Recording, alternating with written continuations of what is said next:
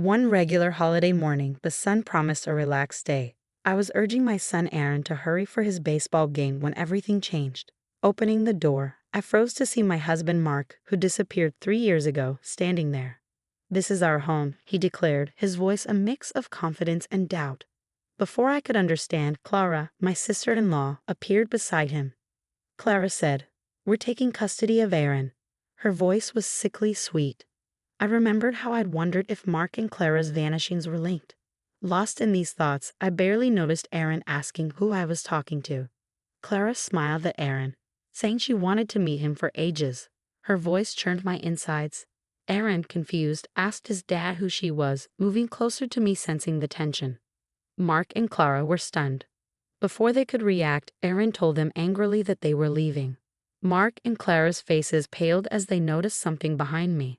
I couldn't help but let out a bitter laugh when I saw my daughter Elise in Aaron's arms. Mark looked shocked, his eyes shifting between Elise and me, along with Clara. "3 years ago, you left without a word," I said, my voice steady despite my heart's chaos. I was left alone to pick up the pieces, to raise Aaron, and to face an unexpected pregnancy. I paused, letting my words sink in. Clara's eyes narrowed, but I continued. "I'm not the same person you abandoned. I fought hard to build a life for my children and me, and I won't let you waltz back in to destroy that." Their faces showed shock, disbelief, and briefly, guilt. But it was too late for guilt. The wounds they inflicted were deep. "Please leave," I said firmly. "You have no right to be here." Mark opened his mouth, likely to say something, but I didn't want to hear it. I closed the door on them, on the past they represented. Turning back to my children, Aaron looked at me with newfound respect, and Elise was blissfully unaware of the storm that had just passed. Taking a deep breath to steady my racing heart, I knew this was just the beginning. The battle lines were drawn, and I was ready to fight for my family's future. In the days following Mark and Clara's unwelcome visit, I was swept up in a whirlwind of emotions and memories, a tidal wave threatening to drown me. I found myself reliving the dark days after Mark disappeared, the sleepless nights filled with worry, the countless hours questioning what I could have done differently. Aaron had struggled the most. Once cheerful and outgoing, he became sullen and withdrawn, his bright eyes dimming. I remembered the dinners he pushed away, the school events he begged to skip, and the cold, distant looks that replaced his warm smiles. It tore at my heart. As I dwelled on these memories, Elisa's innocent laughter filled the house, a stark contrast to the turmoil inside me. She was my unexpected blessing, a light in the darkness of Mark's betrayal. Her birth marked a turning point for me, a moment of profound strength and vulnerability. One evening, as I tucked Aaron into bed, he asked me with serious eyes, "Mom, why did Dad leave us? Did we do something wrong?" His question hit me hard. "No, honey, you did nothing wrong. Sometimes adults make choices that don't make sense, and it's not because of anything you did." But why did he come back with Aunt Clara? Aaron's confusion was heartbreaking. I sighed, searching for the right words. "I don't know why they came back, but I do know that we are a family, you, me, and Elise. We'll get through this together." He nodded slowly, his young face filled with worries no child should bear. "I trust you, Mom. I just wish things were like before." "I know, my love. I wish that too," I whispered, kissing his forehead. The next day, a call from my lawyer, Mr. Thompson, snapped me out of my reverie. "Lauren, we need to discuss your legal options. Mark and Clara's claim is baseless, but we should prepare a case." I listened intently, my mind racing. This was my chance to fight back, to ensure that Mark and Clara couldn't hurt us anymore. "Let's do it," I said firmly. "I want to protect my children, and I won't let them be used as pawns in whatever game Mark and Clara are playing." Mr. Thompson's voice was reassuring. "You're making the right decision. I'll start preparing the documents. We'll show them that they can't just walk over you." As I hung up, a sense of determination settled over me. Mark and Clara had underestimated me, thinking I would crumble under their pressure, but they were wrong. I was stronger now, tempered by the trials I had faced. Watching Aaron playing with Elise, I knew I would do whatever it took to keep them safe. This was no longer just about revenge, it was about justice for my children and me. Mark and Clara had awakened a fierce protectiveness in me, and I was ready to fight back with everything I had. As the days turned into weeks, my resolve hardened like steel. I was prepared for the legal battle ahead. But nothing could have prepared me for the emotional battle that followed. Mark and Clara, like vultures circling their prey, began their campaign to wear me down. One afternoon, as I collected Aaron from school, I found them waiting, a dark cloud on a sunny day. Clara's voice was sickeningly sweet as she greeted Aaron. "Hi, sweetie. We've missed you so much." Aaron clung to my hand tense. "Why are you here?" he asked, barely above a whisper.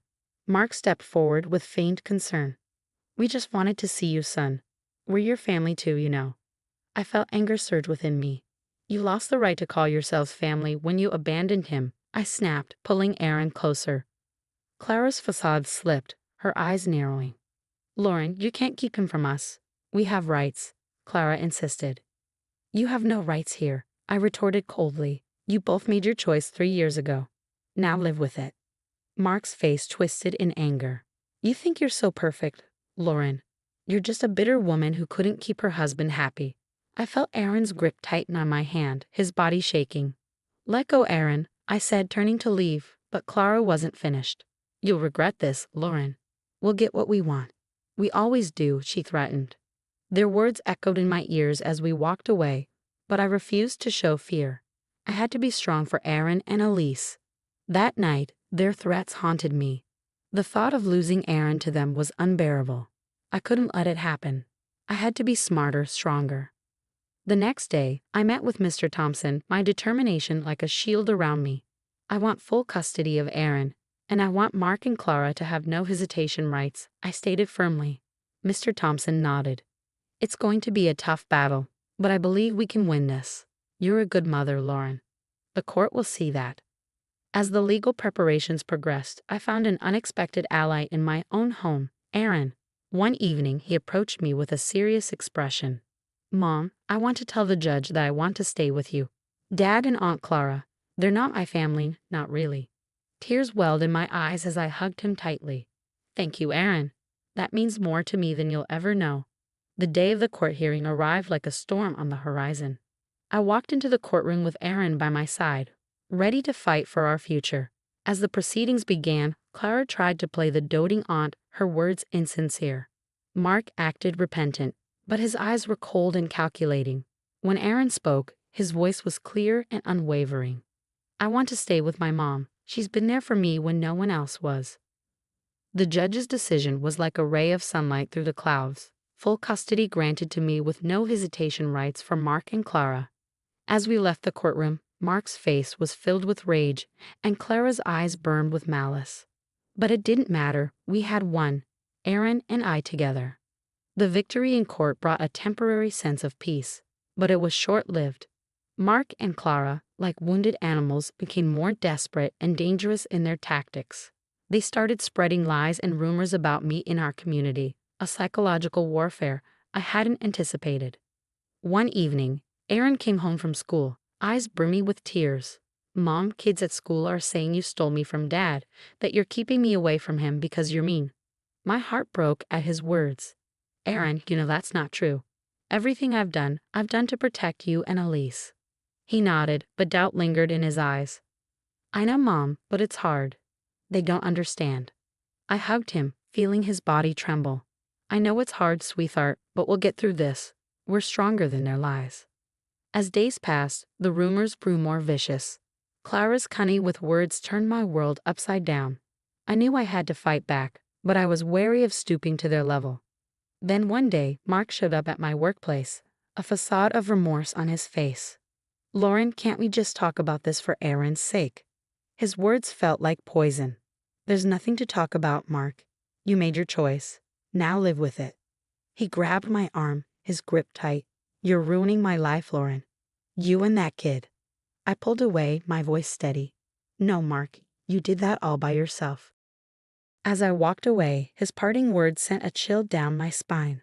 "This isn't over, Lauren. I won't give up that easily." The legal victory had given me custody of Aaron, but it hadn't ended the war.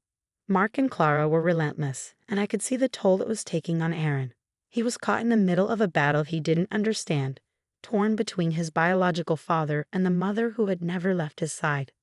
One night, Aaron came to me, his face conflicted. "Mom, what if Dad changes? What if he wants to be a real dad?" His words hit me hard. Aaron, I know he's your dad, and it's normal to hope for that. But we have to see people for who they are, not who we want them to be. Aaron was silent for a moment, then looked up at me with clear eyes. I know, I just wish things were different. I held him close, whispering, I do too, Aaron. I do too. Despite the ongoing battle, I had to ensure that Aaron and Alice remained my priority. They were my strength, the reason I fought so hard, and I would do anything to protect them, to give them what they needed. The relentless harassment campaign by Mark and Clara took a darker turn, evolving into outright harassment. They seemed to be everywhere, outside my workplace, near Aaron's school, always lurking, always watching. It was a psychological siege, and I felt its weight every day. But I refused to be intimidated. It was time to hit back, to make them realize they couldn't trample over our lives without consequences. I scheduled a meeting with Mr. Thompson, my resolve unwavering. Mr. Thompson, it's time we take more aggressive legal action. I want to file for a restraining order against Mark and Clara, and I want to sue them for harassment and defamation, I declared. Mr. Thompson nodded in agreement. I think that's a wise decision, Lauren. Their behavior is unacceptable, and it's time they face the legal repercussions. The legal proceedings were grueling, but I stood firm. In court, Mark played the victim, a man wronged by his vindictive ex-wife. Clara, ever the actress, wept about being denied the chance to be a part of her nephew's life. But their performance couldn't mask the truth. The judge saw through their facade and granted the restraining order. Additionally, they were ordered to pay damages for their defamatory actions. As we left the courtroom, Mark's face was filled with fury, while Clara's eyes burned with unspoken threats. But this time, I wasn't afraid. I had the law on my side. Their defeat in court, however, did little to quench their vendetta. If anything, it seemed to fuel their spite. One day, I received a chilling phone call from Mark. You think you've won, Lauren? You think you can just destroy my life and walk away? I'll make sure you regret this, he hissed through the phone. I clenched my jaw, fighting back the fear his words invoked. You brought this on yourself, Mark. I'm just protecting my family. You haven't seen the last of me, Lauren. This isn't over, he spat before hanging up. His threat hung in the air like a toxic cloud, but I wouldn't let it break me. I had Aaron and Alice to think about. They were my world, and I would go to any lengths to shield them from Mark and Clara's malice. But as days turned into weeks, the constant stress began to wear me down. The never-ending vigilance, the fear of what Mark might do next, the pressure of being a single mother. It was all-consuming. One evening, as I put Alice to bed, Aaron came to me, his expression somber. Mom, are we going to be okay? Dad sounded really mad on the phone. I pulled him into a hug, my heart aching for the worry he had to bear. We're going to be okay, Aaron. I won't let anything happen to us, I promise. But even as I spoke the words, I knew the battle was far from over. Mark and Clara were like a storm on the horizon, and I needed to be ready for whatever they threw our way. The weeks following the court ruling were tense and watchful. Mark and Clara, now bound by the restraining order, had receded into the shadows. But their silence was more unnerving than their threats. I knew this lull was just the calm before another storm. Then it happened. Clara, in a move of sheer desperation, orchestrated a public scene. I was picking up groceries when she appeared out of nowhere, screaming accusations. You're a monster, Lauren. You've torn our family apart. Clara wailed, drawing the attention of bystanders. I stood my ground, my voice steady. Clara, you need to leave. You're violating the restraining order. Her face twisted in rage. I don't care. The world needs to see what kind of person you really are. But her theatrics backfired. The store manager, recognizing the disturbance, called the police. As they escorted a hysterical Clara away, her image of the wronged aunt crumbled. This public meltdown was the final straw. The police charged Clara with violating the restraining order and public disturbance. Mark, too, faced consequences. His involvement in the harassment and defamation, now fully exposed, led to his arrest. As I watched them being taken away, a part of me felt a pang of pity. They had descended into their own hell, a pit they had dug with their lies and hatred. But this feeling was quickly overshadowed by a sense of justice. They were finally facing the consequences of their actions. In the aftermath, the community's perception shifted. The truth about Mark and Clara's deceit and manipulation became apparent. People who had once whispered behind my back now offered their apologies and support. Aaron, witnessing the downfall of his father and aunt, had mixed emotions. "Mom, is it wrong to feel happy about Dad and Aunt Clara getting arrested?" he asked. I took his hand, understanding his inner turmoil. "It's okay to feel relieved, Aaron. They hurt us a lot. It's okay to want justice for that." The battle that had consumed our lives for months finally seemed to be over. Mark and Clara, once towering figures of intimidation, were now diminished, their power to harm us stripped away. As I tucked Aaron and Elise into bed that night, a sense of peace settled over me. We had weathered the storm and emerged stronger. I knew there would be challenges ahead, but for the first time in a long while, I felt hopeful about the future. With Mark and Clara's legal retribution, a heavy burden lifted from our shoulders. The days seemed brighter, and our home was filled with laughter once again. Aaron's smile returned, and Alyssa's innocent giggles were a balm to our scared hearts. The community support was overwhelming. Apologies turned into offers of help, and slowly the rumors and whispers faded away. We were rebuilding our lives, piece by piece. But the true testament to our newfound peace came on my birthday. Aaron, now more matured and thoughtful, had a surprise for me. He'd approach with a shy smile, a small gift in his hand. "Happy birthday, Mom. I made this at school for you," he said, handing me a beautifully crafted photo frame. It held a picture of the three of us smiling and happy. Tears welled up in my eyes as I hugged him. "Thank you, Aaron. This is the best gift I could ever ask for." Later that day, as we celebrated with a small party, our little family felt whole again. Friends and neighbors joined in, their presence a symbol of the life we had reclaimed. During the party, a new face appeared. Tom, a kind and understanding man I had met through my work. His support during our trials had been unwavering, and his presence now felt like a promise of new beginnings. "Happy birthday, Lauren. I hope this year brings you all the happiness you deserve," Tom said, his eyes warm and sincere. I smiled, feeling a spark of something new, something hopeful. "Thank you, Tom. It's already off to a great start." As the party wound down, Aaron came up to me, a serious look on his face. "Mom, I've been thinking, maybe it's okay to start new things to be happy again." I knelt down to meet his gaze. "It's more than okay, Aaron. We've been through a lot, and we deserve to be happy." He nodded, a small smile gracing his lips.